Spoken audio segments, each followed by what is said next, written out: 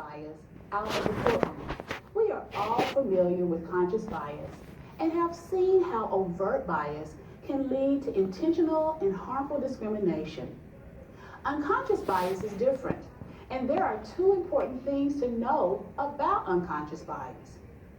First, everyone has unconscious bias. And second, because this type of bias happens on an unconscious level, it can impact our thinking and decision making without us knowing. For these reasons, it's important to be aware of unconscious bias when you are serving on a jury. In this video, we will explain how unconscious bias works and give you tools to help safeguard against unconscious bias in the jury room. To understand unconscious bias, we need to learn a little bit about how our brains work. Our brains learn through association. They make quick, unconscious, and automatic associations in response to the world around us. I'm sure that when you walked into this room, sit down on your chair, you didn't spend a second thinking about that object you were going to sit on, because your brain has learned what a chair looks like and what you are to do with the chair. Our brains do that about everything, including people. What our brains have learned is that certain people are associated with certain things. Even people with deeply held conscious belief that all people should be treated fairly still have unconscious bias. Sometimes our unconscious associations even conflict with our conscious belief about fairness. If and when we stop to consciously think about it, we might decide our initial hasty judgment doesn't actually fit with the information we're being presented with and what we really know to be fair. It's important as jurors to be aware that unconscious bias exists.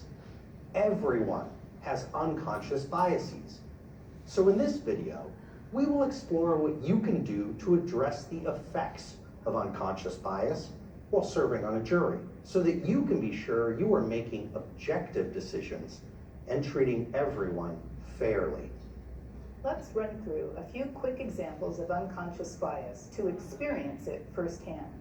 Remember, we're looking for instantaneous and instinctive decision-making that is influenced by deep-seated stereotypes and attitudes in our brains. When this video started, we all saw Justice Nelson. Truth is, each of us made instantaneous decisions or prejudgments about what type of person she is, even though we don't know her or have any additional information about her. Perhaps you instinctively felt that she was smart, impartial, open-minded, or in charge, or may have concluded that she was tough, intimidating, or out of place. The fact is, we cannot process all the information we receive. So without knowing it, our minds create mental shortcuts and use our past experiences to help us make quick and efficient decisions. Here's another example. Take a look at this list of colors. Try to name the colors as quickly as possible while ignoring the words.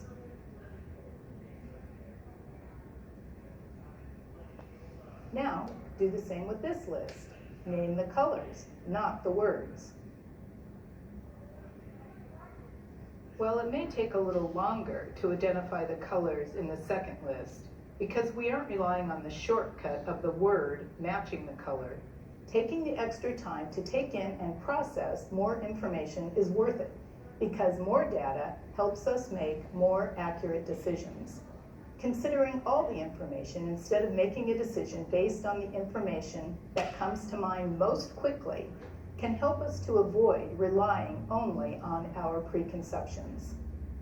The shortcuts our minds rely on can be really helpful in our day-to-day lives because they allow us to make good and efficient decisions based on past experience. But quick decisions and efficiency may come at a price. At times, getting things right requires time and careful deliberation.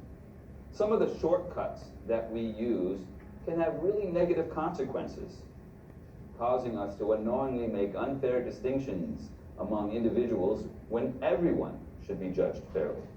For example, although many people in the United States believe it's wrong to judge people by stereotypes based on things like age, race, or gender, studies have shown that we often react unconsciously to these differences to make decisions in our day-to-day lives.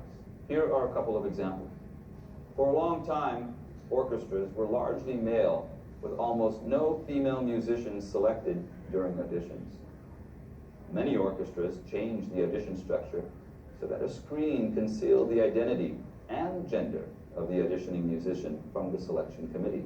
This change drastically increased the number of female players in classical ensembles and demonstrated that there may have been an unconscious gender bias at work. Here is another example. When subjects of a study were presented with images of people who were able-bodied and people in a wheelchair or with a seeing eye dog in the workplace, researchers found that the subjects of the study made assumptions that the workers who were able-bodied were more productive at work. Understanding that you can be influenced by unconscious bias is an important first step in preventing it from tainting your decision-making during a trial. When you are aware, individually and as a group, about the existence of unconscious bias, you can evaluate when and whether it is impacting your decision-making. You can also remember that unconscious bias acts as a sort of blinder. If you make decisions based on unconscious bias, you are unaware or blind to the stereotypes and attitudes that are actually guiding your decisions. Awareness helps us get rid of the blinders. When you are aware that pretty much everyone has unconscious bias, stereotypes, and attitudes based on things like age, race, and gender, you can look for those biases and have a better chance of preventing unconscious bias from affecting your decisions and judgments as a juror. In fact, jurors have told researchers that once they were made aware of unconscious bias, they were able to check in with themselves during the trial and evaluate their decision-making process. Would they come to the same conclusion if the person on trial or the witness were someone of a different race, religion, disability, gender, or age? This kind of conscious evaluation of our decision-making can help us avoid mistakes based on unconscious bias. Only after evaluation did the jurors feel confident they were judging the person on trial, the witness, or the lawyer fairly. Most of us don't want to judge others unfairly or be guided by unconscious bias when making decisions. But research tells us that simply having good intentions does not work. Neither does ignoring things like age, race, or gender, because unconscious bias really does happen without us realizing it. What studies have shown does work is the following. First, know that unconscious bias exists and occurs for all of us. Second, carefully examine our decisions and judgments as jurors. And third, question our decisions by asking whether they would be different if the witness, lawyer, or person on trial was of a different race, age, or gender. We can help prevent unconscious bias from affecting our judgments by taking the time to examine what's influencing our decisions. Making the effort can help us feel more confident that we're being careful and reaching appropriate conclusions. So don't hesitate to ask yourself about unconscious bias. At the end of the trial, during your deliberation, if you think unconscious bias has shaped your evaluation, I encourage you to think about the evidence again with this video in mind and to discuss it with your fellow jurors. The fact is, honest, intelligent, really good people are impacted by unconscious biases every day. The more aware of it we are, the better. Remember, awareness that each of us have unconscious biases can actually help all of us become more conscious about the fairness of the decisions we make. So remember, research shows that there are 3 things that help prevent unconscious bias from impacting our decision making.